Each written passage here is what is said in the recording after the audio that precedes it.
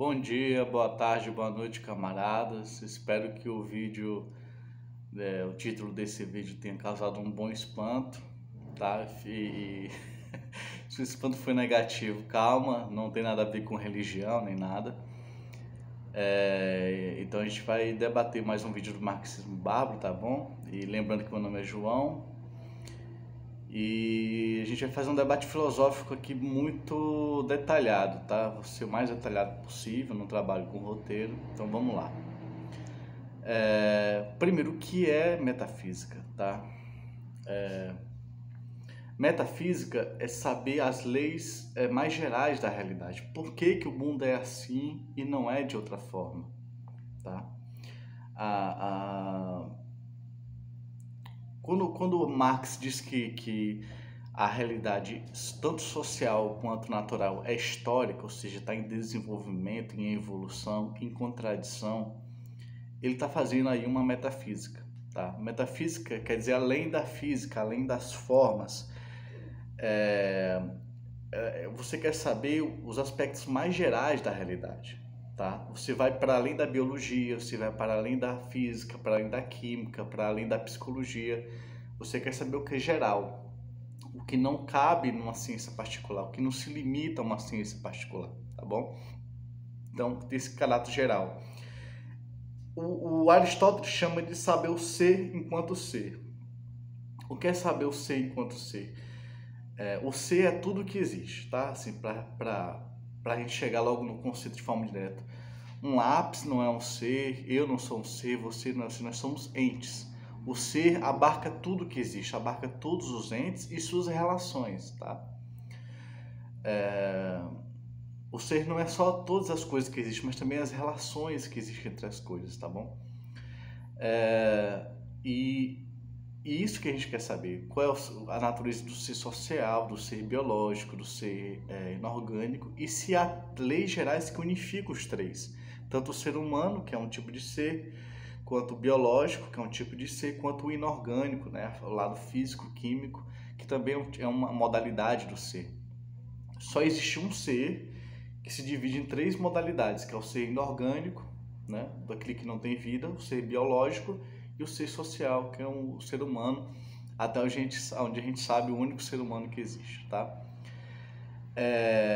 O Heidegger diz que a grande questão da metafísica é saber por que existe o ser e não nada. Por que existe algo e não nada. Eu não vou debater porque a palavra algo não é boa, mas não é boa, só eu vou dizer isso. Mas é porque existe algo e não nada. Por que que o nada não existe e existe o ser? Veja, eu ouvi esses dias o Sérgio Lessa, uma palestra do Sérgio Lessa, né, que é um cara que eu admiro muito, e ele disse assim, tá explicado, Marx explicou, do inorgânico veio o orgânico, que é o biológico, e do biológico veio o social, foi um desenvolvimento, certo, mas de onde veio o inorgânico? Veja bem, do inorgânico, daquele que não tem vida, veio a vida, e da vida veio o ser humano. Certo, de onde veio o inorgânico? Tá? O marxismo tem algo a dizer sobre isso, ou seja, a gente tem que pegar uma teoria anterior e dar respostas melhores do que ela deu. Ou seja, uma teoria nova deve responder o que a outra teoria respondeu, uma teoria anterior respondeu, e responder mais questões. E isso eu quero propor nesse curso, tá? Nesse curso sobre metafísica, tá bom? A metafísica do Marx é simplesmente que tudo é história, tá? Isso parece óbvio para nós e graças a Deus, vamos dizer assim, metafísica não precisa ter relação com religião, tá? É uma filosofia, é uma área da filosofia, mais geral da filosofia, né? O aspecto mais geral da filosofia. Mas eu vou fazer um parênteses aqui para explicar uma coisa curiosa. No início do século XV, XVI, por ali, a ciência precisava se desenvolver e ela tinha como barreira a religião. Então você tinha a religião e a física, a química se desenvolver, a ciência, a estatística, né, começando ali. E a religião servia como barreira ao desenvolvimento científico. Então, como a sociedade estava mudando, estava surgindo o comércio, a produção, a urbanização, você precisava criar uma ideologia que preservasse a religião, mas que desse um espaço para a ciência. Essa filosofia, essa ideologia foi feita por um desgraçado, vamos dizer assim, sem muitos formalismos, chamado Bellarmino. Bellarmino é um pensador que disse o seguinte: a ciência cuida do como as coisas acontecem, o como, tá? A física deve tratar como acontece o movimento, mas o porquê não é papel da ciência, é papel da religião. Ou seja, a ciência teve um papel descritivo, dizer como as coisas funcionam, ou seja, as leis. Mas o porquê que as coisas são tal como são é papel da religião. O origem do universo, de acordo com Bellarmino, deve ser deve ser uma tarefa da religião, não da ciência. E por isso até hoje a gente não se pergunta direito a origem do universo. Tá? Essa teoria, essa concepção do Bellarmino se consolidou por dois motivos. Um, porque isso facilitava fazer pesquisa científica sem repressão religiosa. Dois, é imensamente mais fácil descobrir como as coisas funcionam do que por que ela funciona. Entende? É muito difícil dizer por que o mundo é assim. Isso exige um alto desenvolvimento da ciência, do como, né? Quando a gente sabe como as coisas funcionam de forma muito avançada, a gente pode ter mais facilidade de saber o porquê. Por exemplo, a ciência do século XVI, a física, Galileu, né, chegou à concepção de que o movimento ou seja, o movimento não tem começo, nem fim, nem meio. O movimento ou seja, as coisas naturalmente estão em movimento. O repouso é artificial, vamos dizer assim, mas o movimento é natural, as coisas se movimentam. Por que as coisas se movimentam? A gente não sabe. Eu tenho uma proposta, tá, filosófica sobre isso, que eu vou explicar em outra aula, tá? Em outro vídeo. Mas por que as coisas se movimentam? Qual é a causa do movimento das coisas? Apenas se considerou que o movimento existe, que ele é a regra, não o repouso que é a regra, e se fez as leis regulares da coisa, tá? E isso foi o norte da ciência. O problema científico que Marx resolve na metafísica dele, que alguns chamam apenas de ontologia, mas chamar de ontologia chamar a metafísica de Marx de ontologia, tem um pouco da posição do próprio Marx. Marx e Engels eram contra a metafísica e a ontologia, mas deles se extrai sim uma metafísica e uma ontologia, apesar deles, né? Porque no século XIX, a gente falar em metafísica e ontologia era ser excluído na hora, tá? Até hoje existe uma crise da metafísica, dessa ciência, que é muito pesado, assim, falar... se você disser que adota uma metafísica, você já fica ali de lado, ali na universidade e tal. Porque a universidade se formou nessa modernidade do século XVI, de que a ciência tem que negar a metafísica. Tá? É uma coisa que foi até Kant, e depois de Kant veio o positivismo, e deu nessa de que a gente só tem que descrever o mundo, saber as irregularidades e tudo mais, não saber o porquê das coisas. Pois bem, Marx diz que tudo é história. Voltando ao assunto que a gente interrompeu no parênteses. Tudo é história. O que significa isso? Que o passado é de fato causa do futuro. Antes pensava que a história da Roma Antiga era a história da Roma Antiga e ponto final. Que não tem nada a ver com a nossa história. A gente fez uma outra história. E hoje a gente sabe que a Grécia Antiga, a Roma Antiga, o passado do ser humano tem a ver com o que a gente é hoje. Esse passado ser realmente a causa do futuro é uma coisa de Marx, tá? O Lukács, ele disse assim, além disso, os processos maiores são irreversíveis. Ou seja, se você quiser mover uma cadeira, você pode mover para um canto e depois reverter para o mesmo canto. Você pode mexer. Inclusive, o Lukács usa esse exemplo, né? Você pode mexer a cadeira para um local e depois voltar para o mesmo local. Esse processo é reversível. Mas processos gerais não são reversíveis, são irreversíveis. Ou seja, há um processo na história que é um desenvolvimento contraditório, mas é um desenvolvimento social e natural. Veja, isso para nós é quase óbvio, que o mundo é histórico, que o mundo tem um passado, tem uma progressão, um desenvolvimento. E é óbvio, eu não vou nem entrar no detalhe aqui, porque a gente está beirando o socialismo, tá? Uma das condições para ver o socialismo é que a gente tenha essa noção científica do que é o mundo. Uma das condições para o socialismo, eu repito, é só para deixar bem registrado, é que a gente tenha uma grande conhecimento do que é o mundo, das suas propriedades, das suas possibilidades, da sua história, tá? E é isso que nós temos hoje. Veja, a gente cresce, as novas gerações crescem com a teoria do Big Bang. Desde criança eu tenho contato com a teoria do Big Bang, mas ela é recentíssima na história da ciência e na história da humanidade. Isso não é exagero, foi anteontem que se criou a teoria do Big Bang. Foi depois, ela só ganhou forma depois da Segunda Guerra Mundial. Só ganha a forma que tem hoje, assim, a base da forma que tem hoje depois da Segunda Guerra Mundial. Então é uma teoria muito recente. Até aquele momento, inclusive Einstein achava que o universo era estático e assim era. Uma concepção que vem de Aristóteles, que passou por Newton. Newton achava que o universo era estático e Einstein também.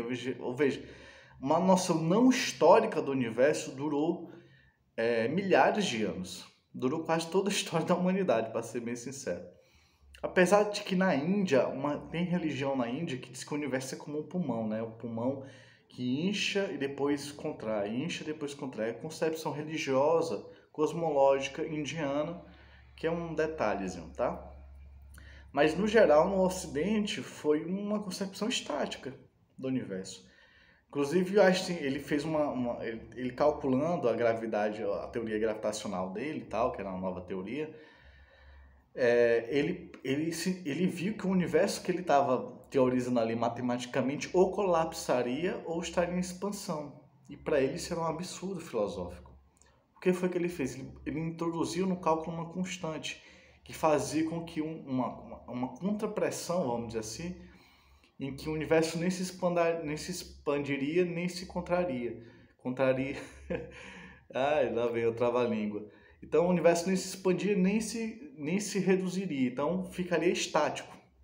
Era uma concepção estática, não histórica, apesar dele ser marxista, né? Ser comunista e tudo mais. Aí o Big Bang veio, né? Um pouco contrariando um pouco o Einstein, de que o universo tem uma história. Ou seja, que a gente foi dos elementos químicos mais simples e dentro das estrelas esses elementos químicos se fundiam, né? O hidrogênio e o hélio se fundiam e formavam o oxigênio e o carbono e tudo mais, elementos mais pesados.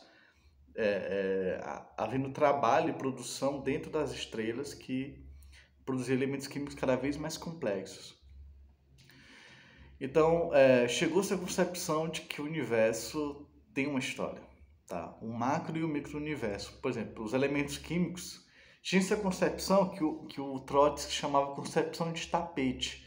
Os químicos tinham a concepção de que os elementos químicos da tabela periódica sempre existiram e sempre existirão. Eles tinham essa concepção de que a coisa era estática. Hoje a gente sabe que dentro das estrelas são forjadas, por fusão nuclear, elementos químicos cada vez mais pesados.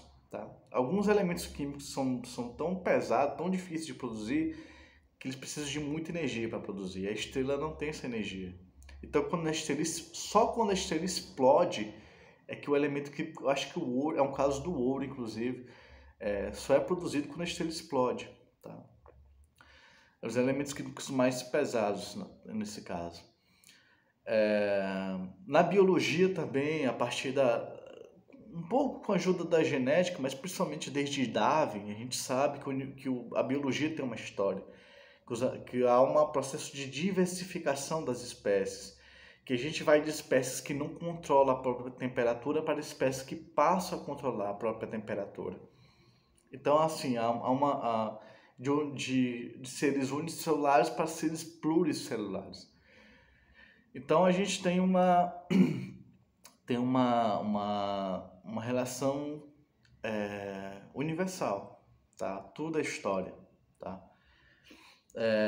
Eu adaptaria um pouco para tudo é histórico-geográfico, tá? Tanto espacial quanto temporal. Então tudo está no tempo, tá? Essa é a concepção da metafísica de Marx. Alguns assim mais teimosos podem dizer, não, mas isso não é metafísica, isso é metafísica, não tem o que dizer, é uma concepção de mundo, é uma concepção de como o mundo funciona, de como ele se desenvolve, do que ele é, e deu certo. Ou seja, a ciência só provou que Marx estava certo. A teoria da evolução cósmica, que é o Big Bang, só provou que Marx deu certo. Tá certo. Eu vou abrir aqui um parênteses. O Big Bang fala como o universo se expandiu, mas não explica o que havia antes dessa expansão e por que ele se expandiu. Veja, o Big Bang explica como o universo se expandiu, mas não explica o que havia antes dessa expansão, o que era o começo de onde vem o universo, nem explica por que ele se expandiu. Tá? Eu tenho respostas para isso, sim. Eu estou me dedicando muito à matemática e à física para poder fundamentar melhor a minha filosofia. Mas é basicamente o seguinte: antes do universo existia o nada, literalmente o nada. E o nada é infinito e caótico. Tá? O nada é infinito e caótico. Qualquer coisa que seja algo, que seja matéria, é finito. Ele não é infinito. Então, antes do nosso universo é finito, ele está em expansão, ele não é infinito. Então, antes do universo finito, existiu o nada, que é o contrário do universo, infinito, que é o contrário do universo, e caótico, que é o contrário do nosso universo. No universo tem leis, tem dinâmica. Antes existia o puro caos. Então, o nada infinito e caótico, essa contradição entre ele ser nada e ser infinito, que gera o caos dele, deu por um acidente por uma concessão da probabilidade, deu no nosso universo. Eu sei que isso parece muito viagem, tá? Parece muito viagem, mas é a única resposta lógica possível, do ponto de vista gnoseológico. Antes do universo, só podia existir o nada. Antes do ser, né, que é o universo, só podia existir o nada. E esse nada só podia ser infinito, e esse nada só podia ser caótico, tá? Sem ordem, porque ordem pressupõe matéria. O finito pressupõe matéria, tá? Então, assim, ele decaiu no seu contrário, decaiu num ponto que foi a singularidade que depois se expandiu. Eu tô pensando aqui como deixar isso mais palatável, porque eu tô antecipando assunto, tá? Eu tenho um tempo aqui de vídeo ainda bem. Tô tentando deixar isso mais palatável, mas veja, o nada não é algo pensável. Se eu disser para você, não pense em um elefante, você vai pensar num elefante para depois negar esse pensamento do elefante.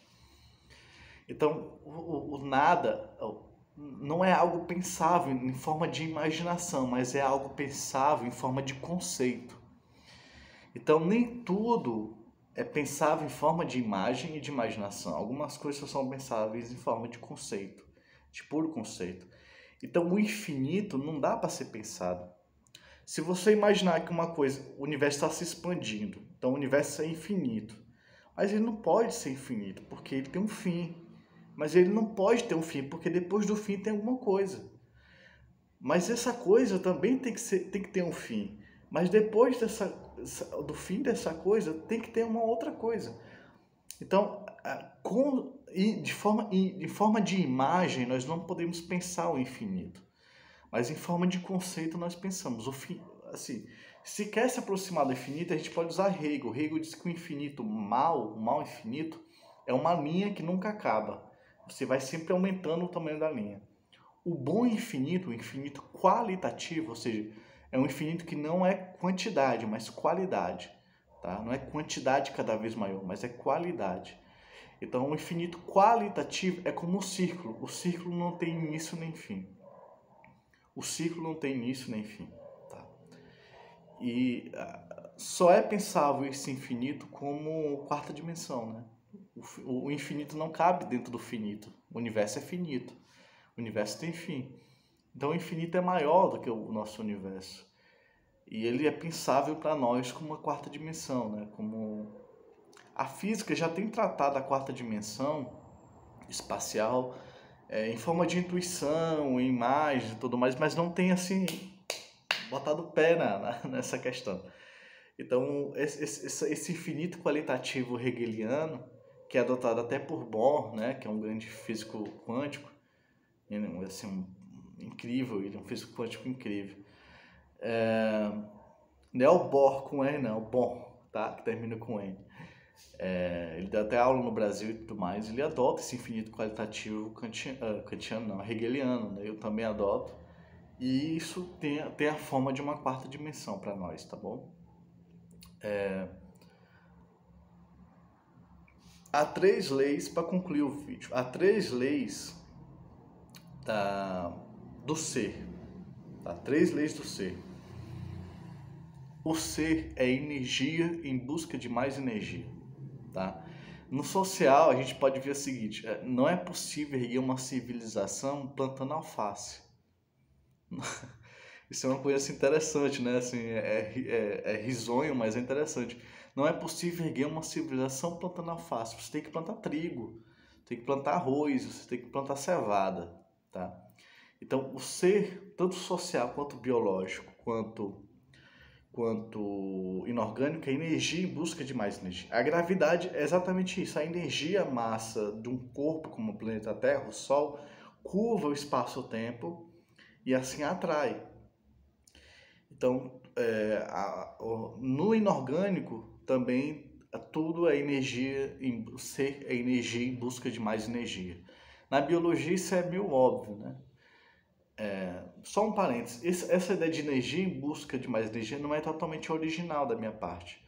Eu já vi o professor, não vou lembrar o nome dele agora, o professor falando sobre o seguinte: energia em busca de mais energia já foi considerado na biologia como indivíduos biológicos e no ser humano enquanto animal. E o que eu fiz foi dar um novo significado para essa frase, que é o seguinte: todo ser é energia em busca de mais energia, que é o caso do inorgânico, no caso da gravidade, por exemplo, no caso do biológico, que é bem evidente, no caso do ser social, na civilização. Quer dizer, foi uma revolução necessária a gente fazer a eletricidade, por exemplo. Existe um teórico, um físico soviético que diz que nós não somos a civilização nem do tipo 1, nós somos a civilização do tipo 0, que não controla nem a energia do nosso planeta. Então, no socialismo, a gente vai ser uma civilização do tipo 1. Existe 1, 2 e 3, tá? São 3 tipos de civilização. E o tipo 1 vai ser que vai gerar energia, captar energia do seu planeta de forma organizada, tá? Então, a capacidade de conseguir mais energia é uma capacidade da civilização também. Nós somos energia em busca de mais energia. O segundo aspecto é que todos os 3 formas de ser, o social, o biológico e o inorgânico, vão do simples ao complexo. O que isso quer dizer? Veja, isso aqui não é hegeliano. Isso é uma coisa importante se dizer. É mais ou menos marxista, mas não é hegeliano. Porque para Hegel, o simples já é complexo e o complexo é simples. Por exemplo, uma célula, para nós é simples, mas a célula é muito complexa dentro dela. Ao mesmo tempo, ela é complexa em relação àquilo que não é vida, aos compostos químicos que não são vida. A célula, em relação aos compostos químicos, é muito complexa. Mas em relação a nós, a célula é simples. Então é relativo o conceito. Para Hegel, não há um movimento do simples ao complexo. O simples já é complexo e o complexo já é simples. Tá bom? É isso. A igual a e não há. Ou seja, uma coisa é igual a ela mesma e o seu oposto. Ela já é o seu oposto. Ela é simples e complexa. o que eu estou dizendo aqui é outra coisa, que o simples se torna complexo. Como eu disse, a gente vai das formas dos elementos químicos mais simples no início do universo, que é o hidrogênio e o hélio. Depois a gente vai para elementos químicos cada vez mais complexos, para o ouro, para a prata, para o ferro, né, que dá um problema danado nas estrelas. Então, assim, a gente vai do urânio, a gente vai dos elementos simples para os elementos mais complexos.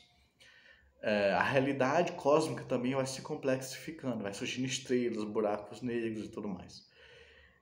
Na biologia também, você vai dos seres simples, unicelulares, e vai criando uma diversidade de vida, um ecossistema cada vez mais complexo, tendencialmente cada vez mais complexo.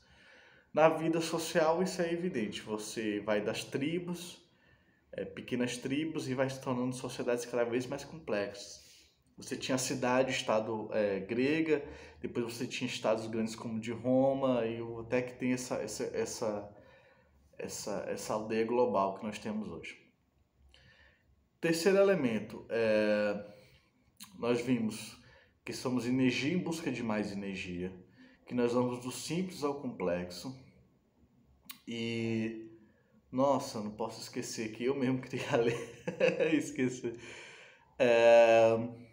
Qual é, meu Deus? Simples ao complexo, energia em busca de mais energia. Interconexões crescentes.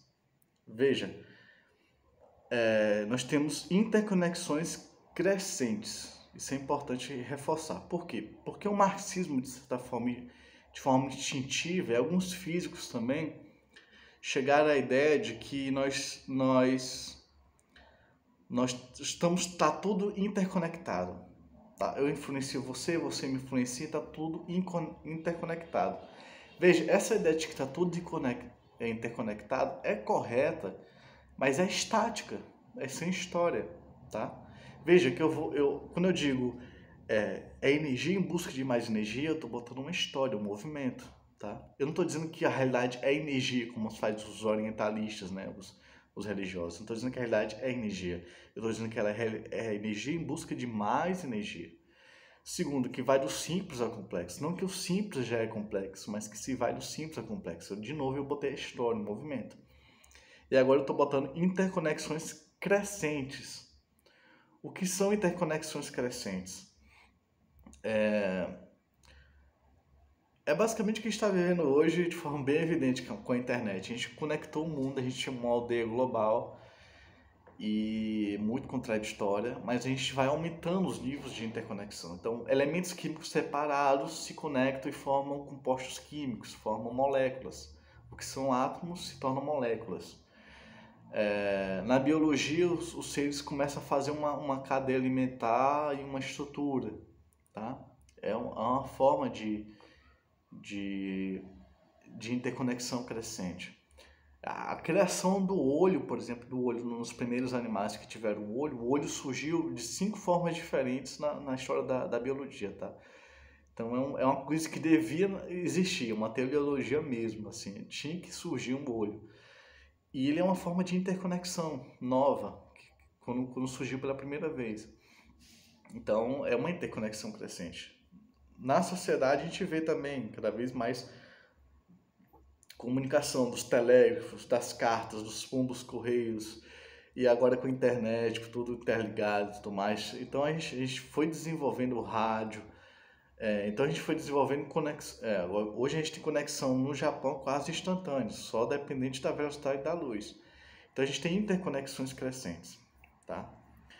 Veja bem, o Lukács, ele pensou 3 leis do ser social. Ele pensou: o ser social, ele afasta as barreiras naturais. Melhor dizendo, a primeira lei é produtividade crescente. O ser humano, na história da humanidade, cada vez teve uma produtividade maior. Isso, na minha metafísica, né, que é uma metafísica marxista, de forma geral, quer dizer energia em busca de mais energia. Ou seja, o energia em busca de mais energia, que vale para os 3 seres sociais, no social é produtividade crescente, ou produção também. A segunda lei é do simples ao complexo, e isso quer dizer afastamento, no Lukács quer dizer afastamento das barreiras naturais. o ser humano afasta as barreiras naturais. Ele é cada vez mais social, cada vez mais complexo. Então ele vai do simples ao complexo, tá? Então ele afasta as barreiras sociais. A terceira lei do Lukács para o ser social, por ser humano, é tendência à unificação global. Então, para ele, a terceira lei da sociedade, do ser social, é que tem uma tendência à unificação global, tá?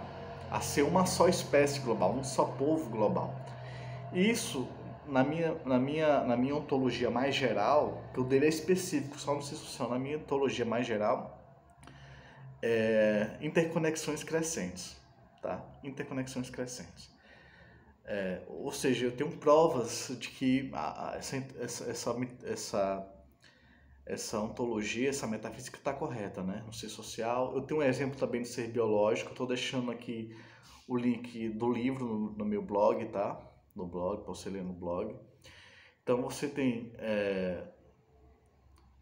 a produtividade crescente, afastamento das barreiras naturais e tendência à unificação global, que tem a ver com as 3 leis que eu debati mais cedo, que são as mesmas leis. Na biologia também tem essas 3 leis, tá?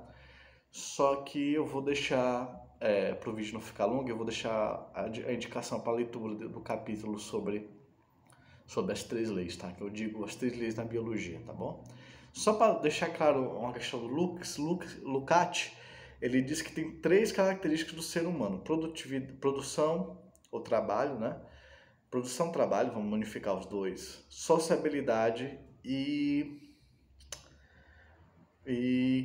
comunicação, linguagem, né? Então, vamos lá. Produção tem a ver com energia, em busca de mais energia, que é trabalho, né? Trabalho e energia em busca de mais energia. Então, trabalho tem a ver com essa segunda lei. A segunda característica do ser humano, segundo Lukács, é a sociabilidade, que é do simples ao complexo. Você vai criando uma sociedade complexa que se afasta da natureza. E o terceiro aspecto, Lukács diz que a terceira característica do ser humano é a linguagem. Tá? Essa é a terceira característica do ser humano. E linguagem é interconexão, ou seja, interconexão crescente. Então aqui está para os marxistas, pelo menos para os lucatianos, que as leis dialéticas que eu desenvolvi aqui, da metafísica, estão corretas. Parecem estar corretas, se Lukács também está correto, tá bom? Então é isso, até o próximo vídeo, até a próxima aula e a gente se vê.